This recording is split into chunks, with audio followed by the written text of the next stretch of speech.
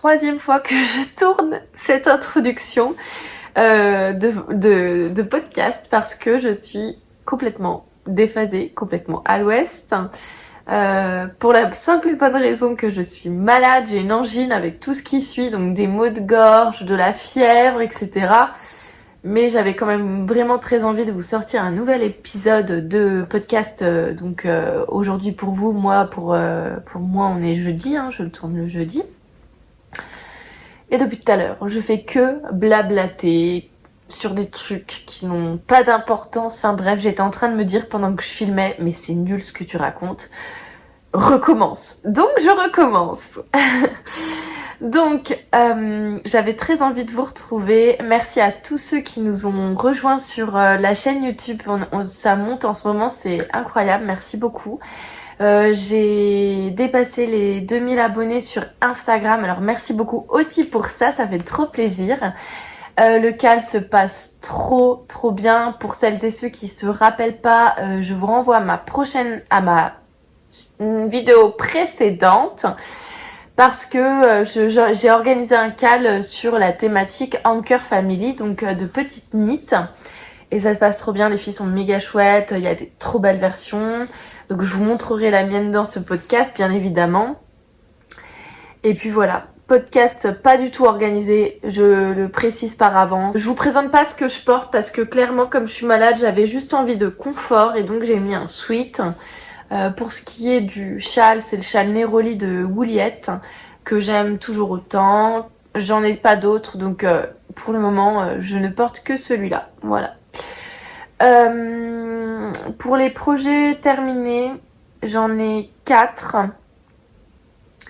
dont un où il me manque juste à faire le grafting, donc je considère qu'il est terminé. Les projets en cours, du coup j'en ai 2 très actifs. Et des projets à venir, on n'en parlera pas parce que je pense que clairement j'en ai 1 milliard en tête. Voilà. Du coup, on va commencer par répondre en fait à l'une de vos questions que j'ai reçues en commentaire. Et d'ailleurs, j'ai un truc à vous dire à propos des commentaires parce que je suis désolée, mais j'ai découvert une fonctionnalité de YouTube que je ne connaissais pas. Ce qui fait que parfois, je n'ai pas pu... Alors je réponds à tous vos commentaires, on voit sur l'interface YouTube qui envoie des commentaires, mais uniquement quand c'est le premier commentaire de la personne. Et donc en fait, j'ai découvert que certaines fois, des personnes me répondaient à nouveau à ce que je leur répondais, mais je voyais pas qu'elles me répondaient, donc du coup je pouvais pas encore leur répondre. Enfin bref, je sais pas si vous comprenez, mais voilà. Donc du coup je suis désolée pour ceux qui n'ont pas eu de réponse parfois à leur message. Je vais essayer d'être attentive à ça parce que je trouve ça un petit peu nul. J'ai l'impression que ça s'est décalé le truc. Non, c'est moi. C'est peut-être moi. Bon, voilà. Et concernant les commentaires, oui, vous m'avez demandé quels sont les vlogs, les podcasts que je regarde, etc. Donc du coup, j'ai décidé d'y répondre, même si j'avais déjà parlé de ça dans une précédente vidéo. Voilà, ça me fait toujours plaisir de partager avec vous les chaînes que je regarde. Alors pour commencer, l'incontournable pour moi c'est Lysandre Hourdin, parce que c'est vrai que j'ai l'impression que c'est celle qui est pour moi la plus proche de qui je suis. Elle est peps, elle est jeune, etc. Elle est fraîche, donc j'adore. C'est vraiment celle dont je ne manque aucun épisode. Ensuite, j'aime beaucoup aussi Fil de nuage. Je dis toujours Fil de nuage, mais en fait, j'ai récemment pris le temps de lire son pseudo et je me suis rendu compte que c'était pas Fille de nuage, mais Fil de nuage. Bref. Voilà, donc c'est Fil de nuage que j'aime aussi beaucoup, qui est très girly en fait. J'aime bien son univers un peu tout doux, toute fille, toute précieuse. Alors c'est pas du tout négatif quand je dis ça, elle est très minutieuse et tout. C'est quelque chose que j'aime beaucoup parce que moi je ne le suis pas. Voilà. Et aussi donc j'ai découvert Petit bout de bricole il y a pas très longtemps. Sarah du coup, de Petit bout de bricole, et c'est une personne mais vraiment très chaleureuse. adorable, toute mignonne. Vraiment, j'ai eu un très très bon contact avec elle sur Instagram puisqu'elle participe au call que j'organise. Et du coup, j'ai trouvé ça mais vraiment top. Voilà, et elle est adorable. Vraiment, allez regarder ses podcasts. Et puis, il y a sa grande copine, Mélanie, que je regarde aussi beaucoup, qui a le compte YouTube et Instagram. Alors, je dis tout le temps le bruit des aiguilles, mais c'est pas du tout ça. C'est des aiguilles aventurières. Voilà, des aiguilles aventurières. Donc, pareil, elle est incroyablement peps. Vous verrez des couleurs incroyables. Et puis, en plus, elle fait une percée fulgurante sur Instagram en ce moment. Donc, c'est cool, quoi. En fait, j'ai des très bons contacts avec elle. Et on a dit qu'on se ferait bien le Knit It l'année prochaine ensemble, donc c'est vraiment cool. J'ai choisi quoi? Ah oui. Ah il y a du rouge à lèvres, super. Bon, voilà. Alors j'essaye de me refaire une beauté parce que je vous jure en ce moment c'est pas ça qu'est ça. Je suis très fatiguée par le travail, malade, j'enchaîne. J'ai eu une rhino vendredi et depuis mardi je me tape donc une angine. Donc l'horreur absolue. Mais je pense que c'est dû à la fatigue en fait et tout le stress que j'accumule depuis cette année scolaire. Bon, je pense qu'on va commencer parce que sinon je pense que je vais m'éterniser dans les discussions et comme j'ai vraiment pas le temps. Voilà.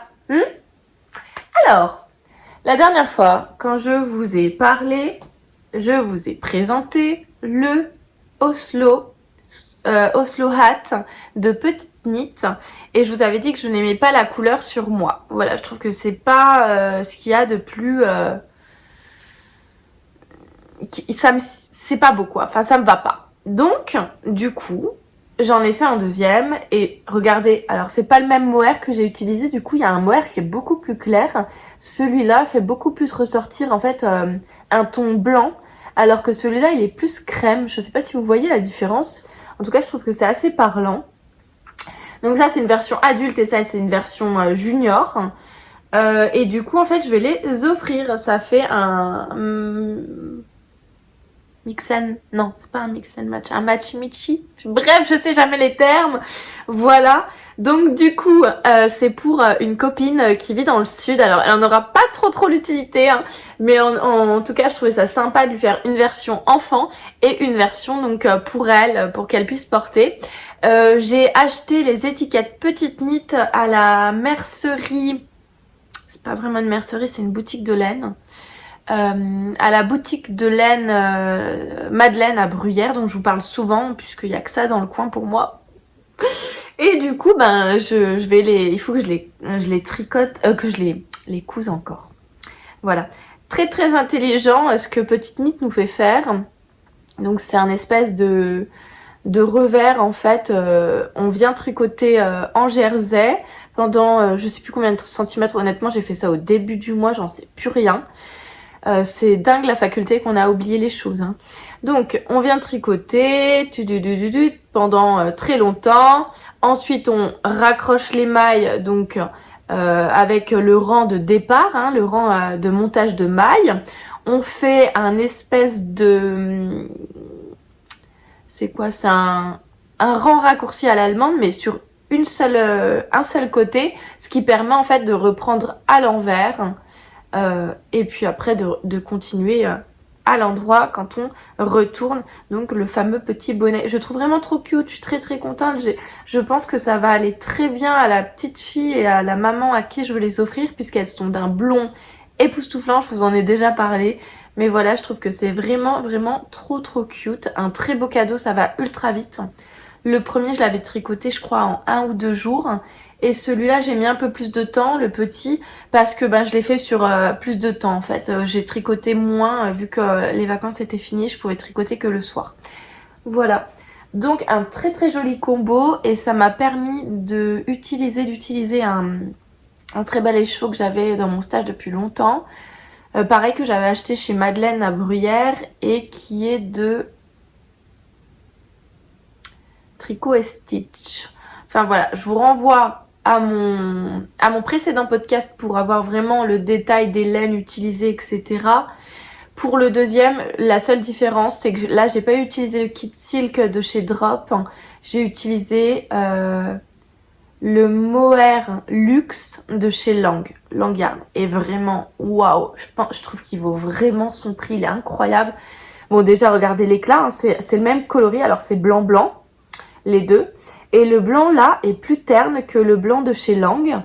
Et aussi, ben, je trouve que la douceur, elle est trop au rendez-vous. Et c'est pour ça que j'ai choisi en fait de le mettre sur la version bébé, quoi. Parce que c'est vrai que les enfants ont du mal avec le mohair. Alors je me suis dit, si je prends une qualité, enfin, je l'avais déjà, hein, c'était aussi pour l'utiliser. La qualité luxe, du coup, ben, c'est quand même beaucoup mieux. Voilà. Et donc, on vient faire en fait un travail sur le haut avec des rangs raccourcis, n'importe quoi, des diminutions, ce qui fait qu'en fait on a un très joli haut de bonnet. Je trouve que c'est vraiment parfait. Alors là, celui-là, hop, comme ça, voilà, très belle. Les couleurs aussi, on voit bien le détail hein, de travail que fait Tricot et Stitch. Voilà, c'est cool. Donc ça, c'était mon premier objet fini de ce mois-ci. Ensuite, qu'est-ce que j'ai fait? J'avais fait en fait Mélanie, donc je vous en ai parlé précédemment. Elle avait dit qu'elle trouvait que en fait les tours de cou bébé étaient trop courts et ça baillait dans tous les sens, donc c'était plus esthétique que chaud en fait, que technique. Et moi je suis entièrement d'accord avec son point de vue. C'est vrai que j'avais déjà fait le constat. Et du coup, en fait, elle donnait dans un de ses podcasts, alors je saurais plus vous dire lequel, la technique donc pour refaire un petit col pour bébé, voilà, pour enfant, hein, pour bébé non, mais pour enfant. Et donc, j'ai fait un col pour Jules, donc en côte, je crois qu'il y en a 3, oui c'est 3 endroits, 2 en vert, et j'ai monté 65 mailles, donc conformément à ce que donnait comme recette magique Mélanie. Alors, sachant que le sien, il a 4 ans, je crois. Le mien a 2 ans et demi, donc c'est un peu grand encore, mais l'avantage des côtes, c'est que ça resserre. Donc c'est topissime. Pour ce faire, j'ai utilisé des restes de laine que j'avais dans mon stash et dont je ne sais absolument plus pour l'un d'où il provient et l'autre la qualité et même le nom du fil. Je sais juste que c'est Fil d'Art qui faisait ça, puisqu'en fait il y avait un petit gilet que j'avais fait à Jules avec ce fil là. Et pour l'autre, donc c'est un noir tout simple, Indus, je pense que c'est de l'acrylique. Enfin voilà, ça doit être Bergère de France ou quelque chose comme ça, je ne sais plus. Voilà, donc vraiment tout simple. Et l'avantage, c'est que comme je l'ai tricoté en 7, ça se tricote hyper vite quoi. Enfin, je veux dire, en une soirée, j'avais fini. Donc voilà, très joli, très cool, Jules l'adore. Je crois que j'ai fait une photo sur Instagram, je vous l'insérerai ici la photo. Donc vraiment trop cool. Ça, c'est ce que j'avais fait. Donc en deuxième projet fini. Et pour le nombre de rangs, je crois que j'ai fait ça sur 15 ou 20 cm comme Mélanie préconise. Vraiment. Voilà. Ensuite, alors je vais rapidement, mais je vous le dis, je suis hyper pressée, j'ai plein de trucs à faire, je suis désolée. Est-ce qu'on parlerait pas d'une pépite là maintenant tout de suite?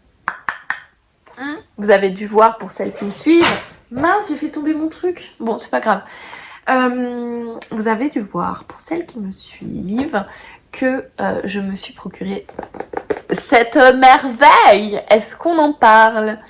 Je me suis procuré cette merveille dès que j'ai su qu'elle sortait en français.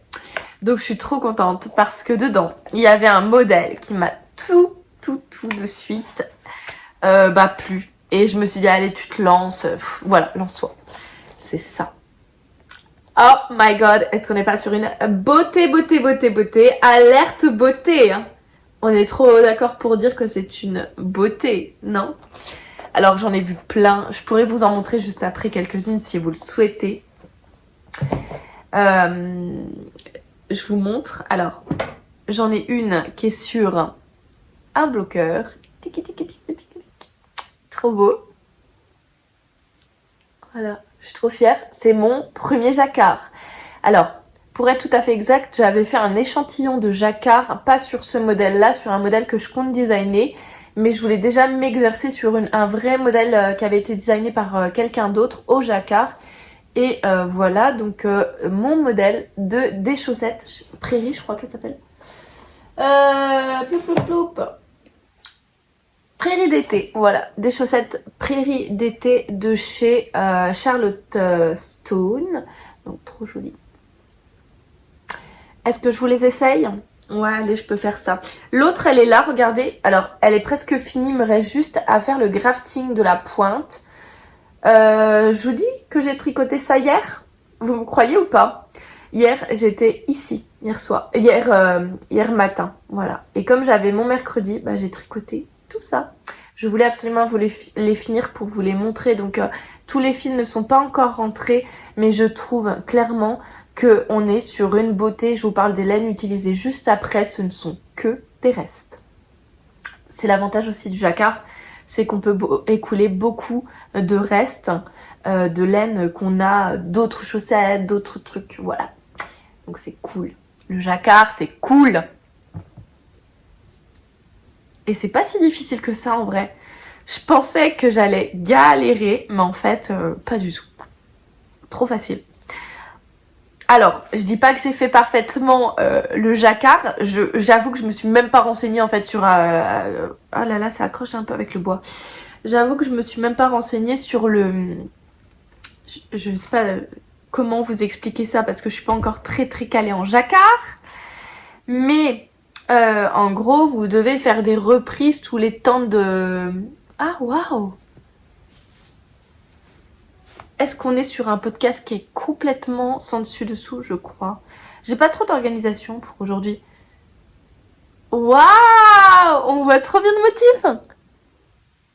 Bah, je regarde en même temps parce que j'avais jamais vu. C'est cool. Alors, mon petit talon. Ah ouais, c'est cool. Donc voilà, donc en gros, vous devez faire passer les fils, etc. Et veiller à ce que en fait vous n'ayez pas un fil qui court sur cette maille entre guillemets, parce que sinon ça fait vraiment des gros machins, des gros bouts de fil partout. Donc vous devez faire une petite technique pour venir en fait entremêler le fil en dessous de celui avec lequel vous tricotez. Je sais pas si c'est clair, j'essaye d'expliquer avec ma maigre expérience du jacquard. En tout cas, c'était d'une facilité enfantine. Et franchement, je dis pas que je me suis pas trompée, je sais que je me suis trompée à certains endroits. Alors, dans le résultat final, ça se voit pas tellement, je suis d'accord avec vous. Mais je vous assure que j'ai fait des petites bourdes. Oui, messieurs, mesdames. J'ai fait des petites bourdes. Regardez, déjà, on voit que ça finit pas au même endroit. Parce que celle-là sera un peu plus grande, en fait, que celle-ci. Et puis, en fait, Charlotte Stone vous fait, pour faire le modèle de jacquard, vous fait faire des augmentations ici. Donc, ce qui fait qu'on se retrouve plus sur 64 mailles, comme j'ai l'habitude de tricoter. Donc, du coup... Ici, je l'avais oublié moi qu'on était plus sur 64 mailles, donc je suis partie sur 32 mailles pour faire mon talon. Sauf que là, du coup, il m'en restait beaucoup plus que 32 mailles, tout de l'autre côté, 1, 2. Donc ça fait qu'il est pas très centré par rapport à celui-là, où du coup, j'ai vraiment... je m'en suis souvenue quoi de mon erreur. Mais j'allais pas détricoter le jacquard, on est d'accord, c'est clairement impossible pour quand vous commencez. Voilà. Bon, je vais vous les passer quand même, parce que ça me donne envie de vous montrer. Hop. On va faire sur ce pied-là, ce sera quand même plus facile. On va dire que je suis plus souple. Alors, je suis en jogging, parce que clairement, voilà.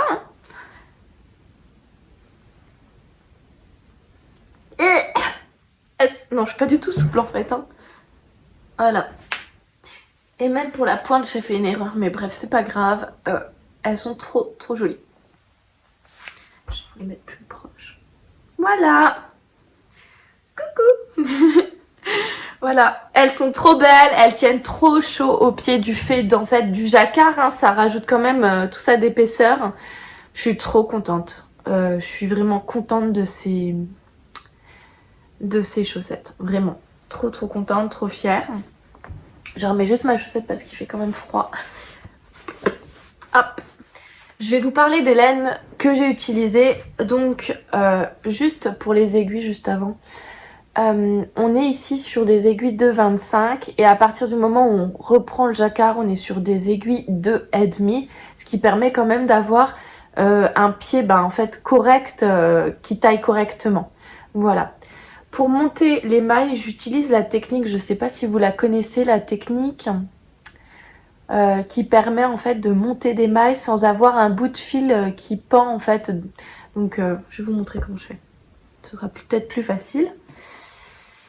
Est-ce que j'ai un peu d'aiguille? Allez. Donc voilà.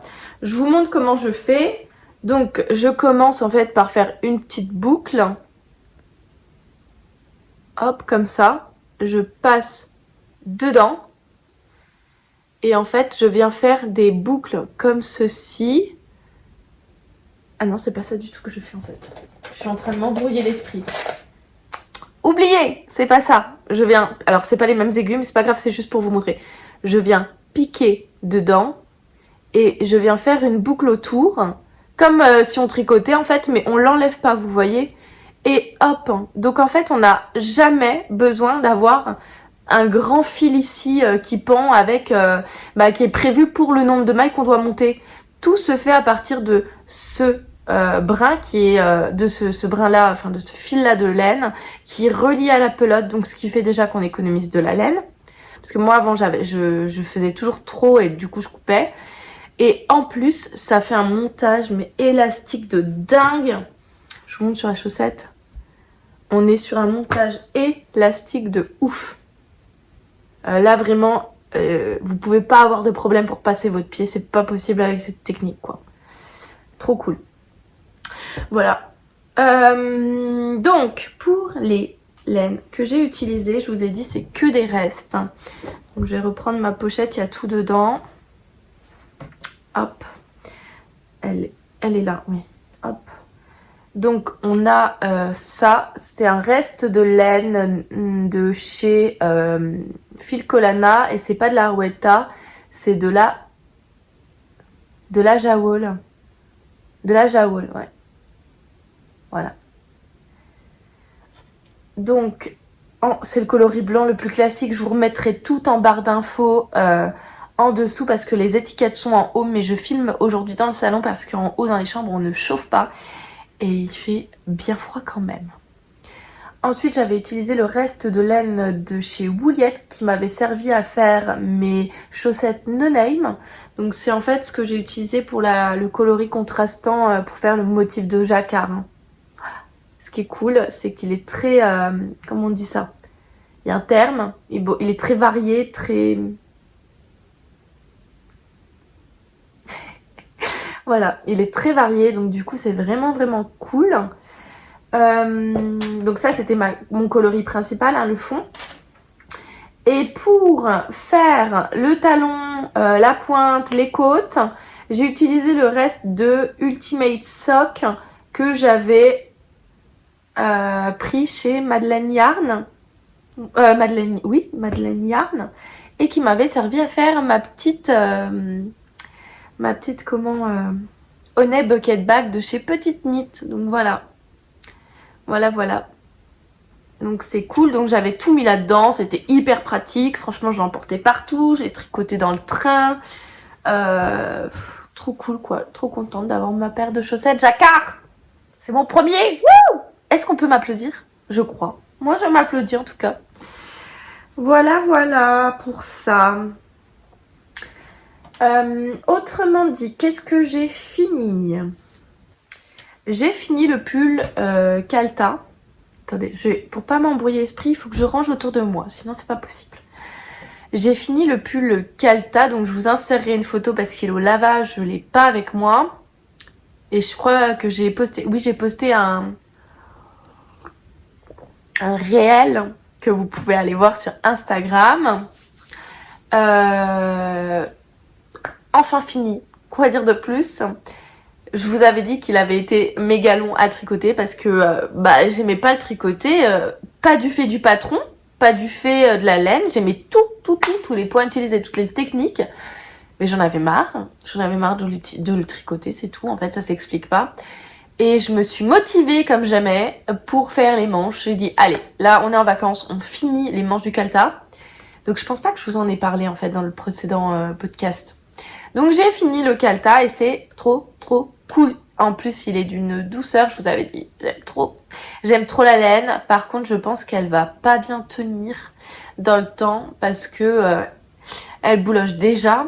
Et je trouve que le motif commence déjà à partir, enfin il se voit pas bien, enfin... Voilà, je suis pas... La laine est super douce, mais je suis pas hyper convaincue que c'est une laine qui dure dans le temps. Donc c'était la Drop Air de chez Drops. Voilà, que j'avais acheté sur la boutique Lucelaine Tricot. Voilà. Donc il est fini, je vous insérerai plein de petites photos. Et c'est un modèle gratuit, je vous l'avais déjà dit, mais je le redis parce que des fois, on est comme tout le monde, on a un budget limité, un budget serré. Et donc avoir des modèles qui sont gratuits, ça fait plaisir. Voilà, et d'ailleurs j'en profite aussi pour vous dire que mes modèles sur Ravelry sont gratuits. Vous pouvez retrouver la chaussette No Name, donc je vous insère une photo, et le Carolina Sweater, dont je vous insère également une photo. Tout est gratuit, ce sont mes premiers designs. Faut pas être hyper exigeant, surtout au niveau du Carolina Sweater. Il n'y a pas de rang raccourci dans le dos, ce qui fait que le col est un peu resserrant, je trouve. Bon, c'est un point qu'il faut que j'améliore encore. Voilà. Je vous parle juste avant de faire mes encours de mes petites commandes que j'ai passées donc chez... Je reprends les étiquettes. L'atelier de Calixen, voilà. Et donc j'ai commandé 3 marqueurs. Donc le premier, en fait j'ai dans la thématique Noël parce que je vous avais dit moi j'ai pas beaucoup de marqueurs. Voilà, donc le premier c'est un petit bâton sucre d'orge, comme ça vous voyez mieux. Ouais.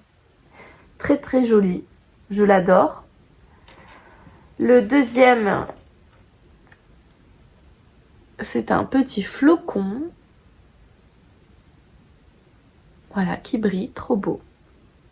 Et le troisième que je trouve vraiment au sommet du cute, c'est un petit pain d'épices. Non, elle n'est pas trop cute. J'adore. Voilà.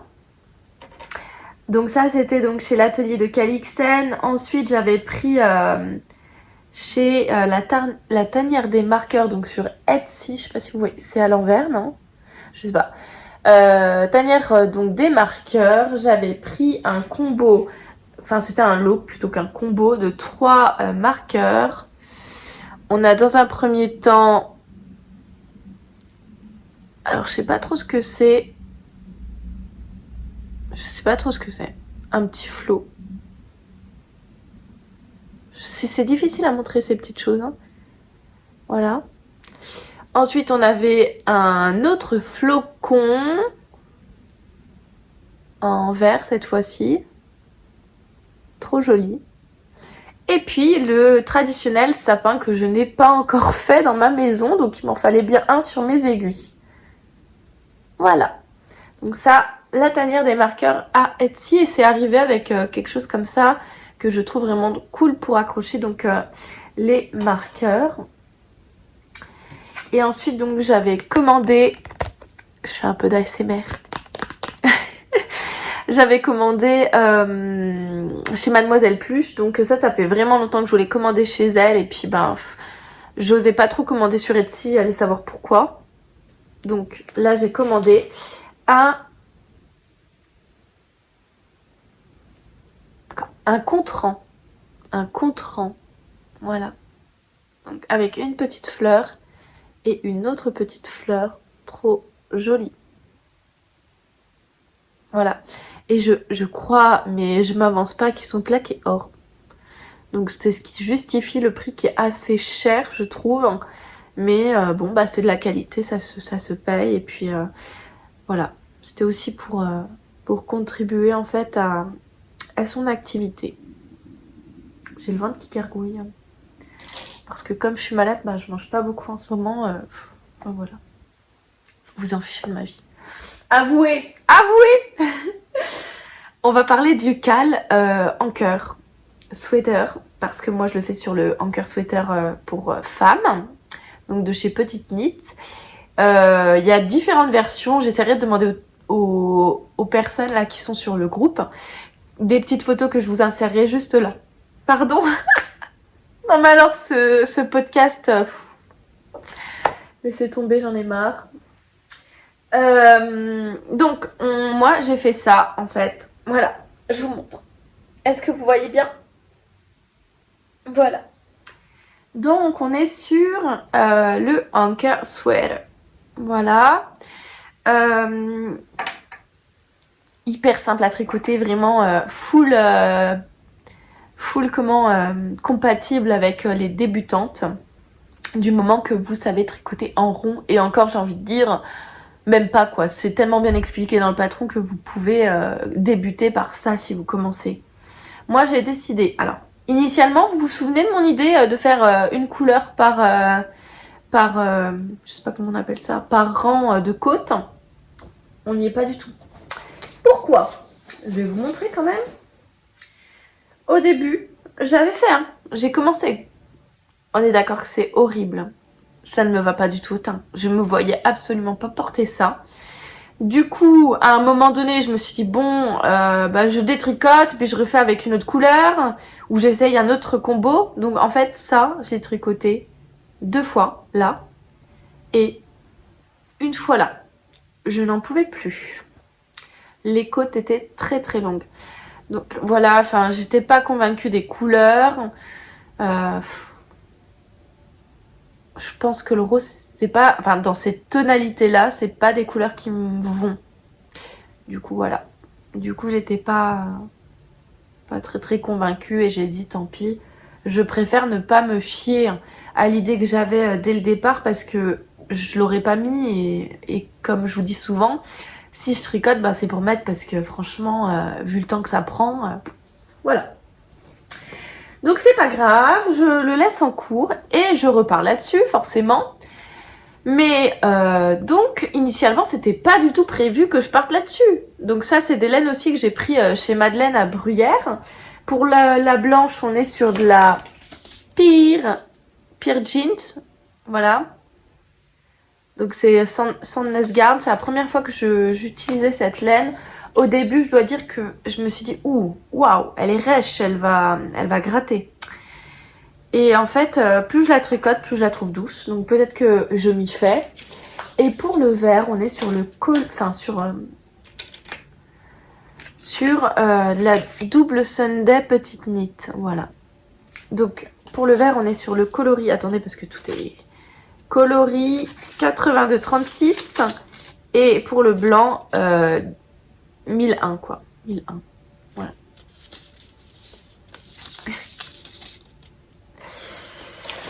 Donc je tricote, j'en ai marre des côtes. Et puis je me dis, bon c'est quand même trop cute. Par contre, je pense que clairement je vais m'en faire un t-shirt, avec des manches 3/4, ça s'appelle comment? Un pull? Non, c'est pas un pull, c'est pas un t-shirt non plus, je sais pas. Bref. Voilà, donc écoutez, je l'ai fait assez crop et je partirai sur des manches 3/4 parce que je n'ai pas la quantité nécessaire du fait du changement pour faire un pull entier. Voilà. Et j'ai essayé une autre technique parce que j'avais vraiment trop la flemme, forcément, de changer en fait les couleurs à chaque fois, de rentrer les fils, etc. Donc j'ai fait courir ma laine comme ça, dans le dos. Je trouve que ça se voit un peu, surtout que j'ai essayé de faire une technique. Alors ça se voit un peu, on va voir ensemble. Bon c'est dans le dos, ça me gêne pas trop en vrai. Ouais, quoique encore, ça va je trouve. J'ai essayé une technique en fait pour faire en sorte qu'il n'y ait pas de démarcation, mais j'avoue qu'il y en a quand même une. Bon, peut-être ça partira au blocage, je sais pas trop.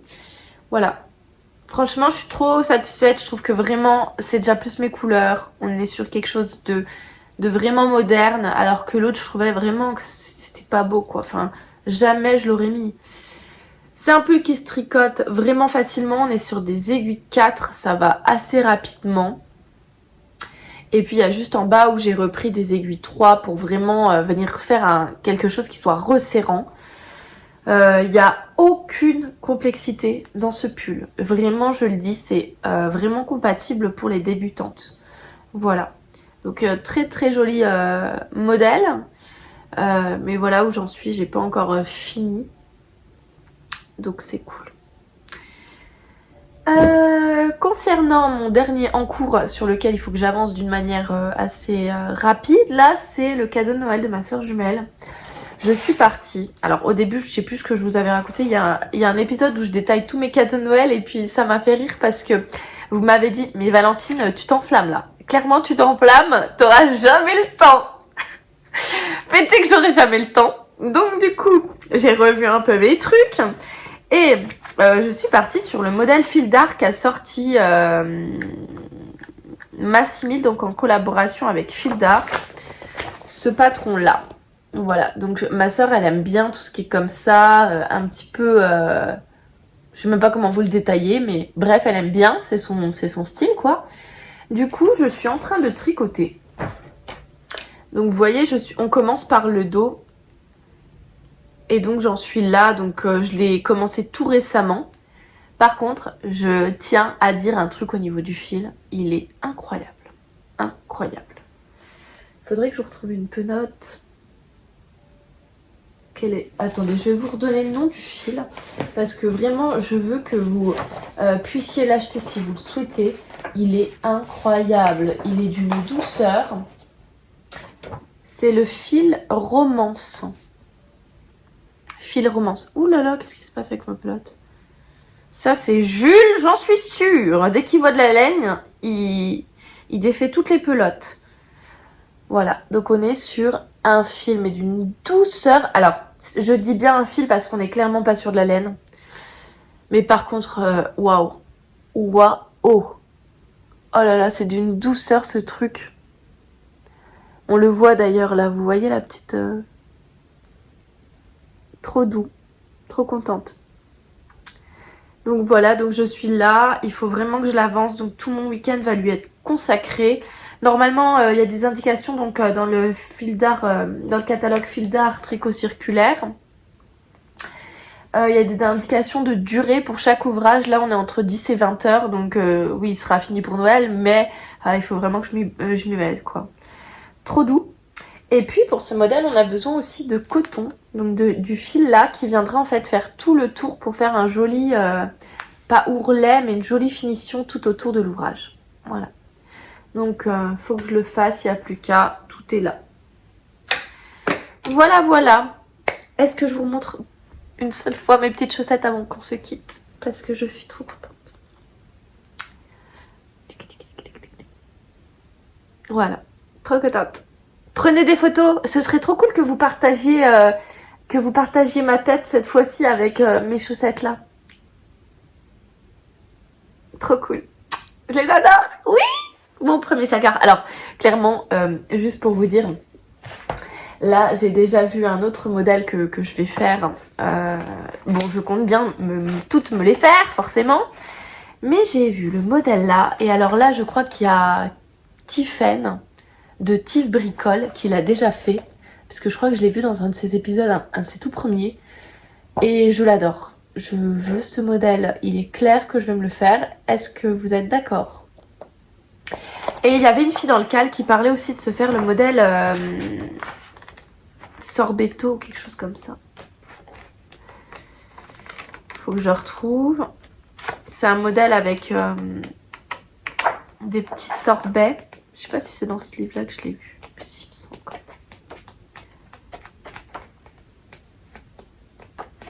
même. Bon, écoutez, je le retrouve pas, quoi qu'il en soit. Ah! Il doit être dans le livre, mais je le retrouve pas. C'est le modèle là. Il y a quelqu'un dans le cal qui parle de se le faire et je lui ai dit si tu veux, on se le fait toutes les deux. Moi, ça me plairait trop. Voilà. Et voilà, donc bah, j'ai ça. Et puis Mélanie, elle m'a embarquée dans un cal qui était absolument pas prévu sur le Alpine Bloom. Je Je vous mettrai une photo des coloris approximatifs que j'ai choisis. Je sais pas quand je vais le commencer parce que clairement je suis sous l'eau en termes de tricot là. Il faut que je fasse plein de trucs. Par contre, c'est clair qu'il va sortir un moment sur mes aiguilles puisque j'en ai trop envie en fait de ce pull avec ses coloris sublimes. Je lui dis pas merci vraiment. Hein. Enfin voilà. En tout cas, bon, j'espère que vous avez passé un agréable moment avec moi parce que ça fait quand même 37 minutes, même un peu plus que je parle puisque la vidéo a coupé un moment et j'ai dû faire un raccrochage. Ben voilà, j'espère que vous avez passé un agréable moment. En tout cas, moi, c'est toujours un vrai plaisir de venir vous parler, de vous retrouver pour parler de mes petits projets, de mes grandes avancées tricot puisque on apprend tout le temps. Et puis je vous fais plein de bisous, j'espère que vous serez pas trop malade et puis je referai un épisode je pense au moment des fêtes de Noël parce que j'aimerais bien vous tourner un épisode dans lequel en fait il y aurait mes proches qui découvrent leurs cadeaux, voilà, et voir leurs réactions, etc. J'espère que ça vous plaira. Plein de gros bisous, prenez soin de vous et à la prochaine.